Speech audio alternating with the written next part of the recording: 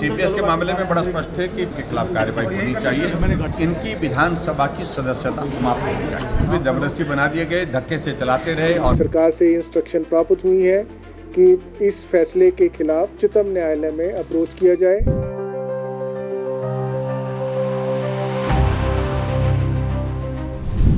High court ने Himachal Pradesh CPS act को निरस्त कर दिया है, जिसके बाद सीपीएस को अपने पद और सुविधाओं को छोड़ना होगा। हिमाचल प्रदेश विधानसभा में विपक्ष के नेता जयराम ठाकुर ने कहा कि सीपीएस मामले में अब सब कुछ स्पष्ट हो गया है।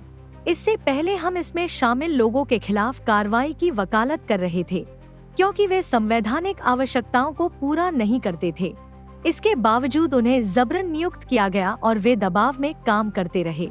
उनका कार्यकाल समाप्त होने से पहले उच्च न्यायालय ने जो फैसला सुनाया है, मैं उसका स्वागत करता हूं। सीपीएस के मामले में बड़ा स्पष्ट है कि पहले दिन से ही हम इस बात को कह रहे थे कि इनके खिलाफ कार्रवाई होनी चाहिए। संवैधानिक दृष्टि से ये बनते नहीं थे और लेकिन उसके बावजूद भी जबरदस्ती बना दिए गए, धक्के से चलाते रहे और 2 वर्ष का कार्यकाल पूरा होने से पहले आखिरकार हाई कोर्ट का फैसला आया। मैं स्वागत करता हूँ इस फैसले का और निश्चित रूप से मेरा ये कहना है, मेरा ये मानना है कि इनके खिलाफ वो कार्रवाई यहीं तक नहीं होनी चाहिए कि इनकी सुविधाएं वापस है, इनकी विधानसभा की सदस्यता समाप्त होनी चाहिए। अगर वो जाना चाहे वो जाए, लेकिन उसके बावजूद मुझे उम्मीद है कि कोई राहत नहीं मिलेगा। वहीं हिमाचल प्रदेश की सुक्खू सरकार सीपीएस मामले में हाईकोर्ट के फैसले के खिलाफ सुप्रीम कोर्ट का रुख करेगी। हिमाचल सरकार के एडवोकेट जनरल अनूप रतन ने बताया कि सरकार ने इस मामले में सुप्रीम कोर्ट में एसएलपी दाखिल करने का निर्णय लिया है।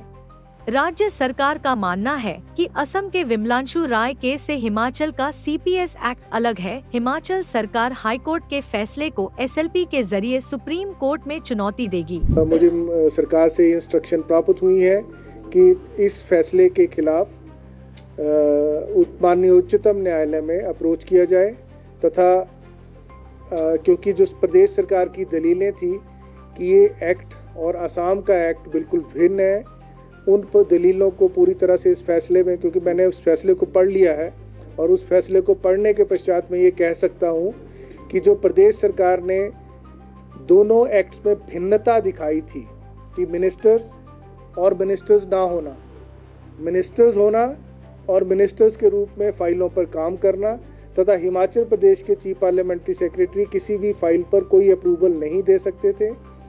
वो जो एक डिफरेंस था, उस डिफरेंस को हाई कोर्ट ने फिक्शनल डिफरेंस माना है, परंतु कोई बड़ा रीज़न नहीं दिया कि ये फिक्शनल कैसे है।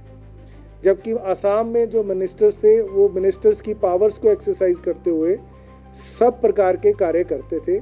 हिमाचल प्रदेश में कभी भी किसी चीफ पार्लियामेंट्री सेक्रेटरी ने मात्र मिनिस्टर को एडवाइस करने के अलावा किसी भी एक्शन को आज तक अप्रूव नहीं किया है, क्योंकि कानून इस प्रकार का था।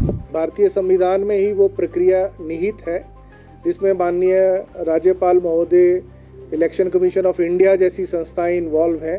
तो इस स्टेज पर मैं ऐसी कोई बात कहना नहीं चाहूँगा, लेकिन वो न्यायालय के हाथ में नहीं था कि वो इस पर फैसला दे पाते। वो एक निहित प्रक्रिया के तहत माननीय राज्यपाल महोदय और उसमें उन लोगों को सुनवाई का मौका दिया जाना है। सुनवाई के मौका दिए जाने के पश्चात उन लोगों के साथ आगे के सारे कार्यवाही होनी है। परंतु मैं ये अभी कह रहा हूँ कि हम बहुत जल्द माननीय उच्चतम न्यायालय में एसएलपी दायर करने जा रहे हैं और शीघ्र ही उस मामले में सुनवाई के लिए भी हम माननीय उच्चतम न्यायालय से अनुरोध करने जा रहे हैं।